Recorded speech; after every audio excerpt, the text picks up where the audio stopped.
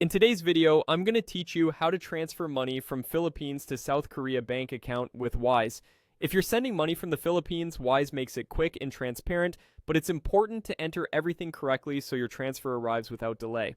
Before we start, make sure you're logged into the Wise app on your mobile device, your account is verified, and you have the recipient's bank details handy.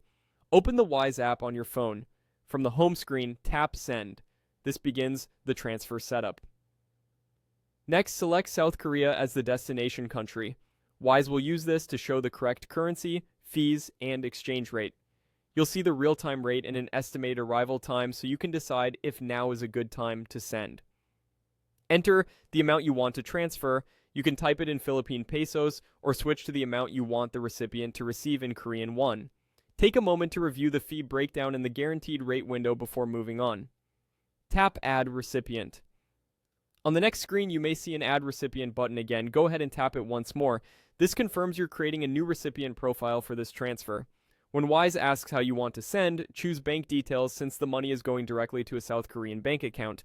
Select who your recipient is. Choose whether the account belongs to you or to someone else. This helps Wise keep records accurate for compliance. Now enter the recipient's email. Wise can use this to send notifications about the transfer's progress.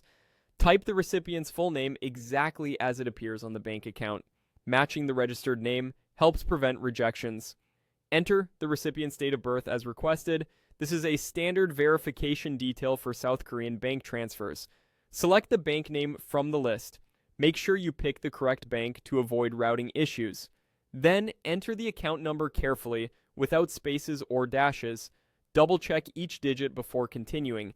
Add the recipient's phone number, including the country code if needed.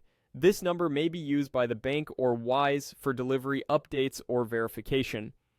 When everything looks correct, tap Continue. Wise will show you a summary screen with all the details you've provided, the exchange rate, fees, and estimated delivery time.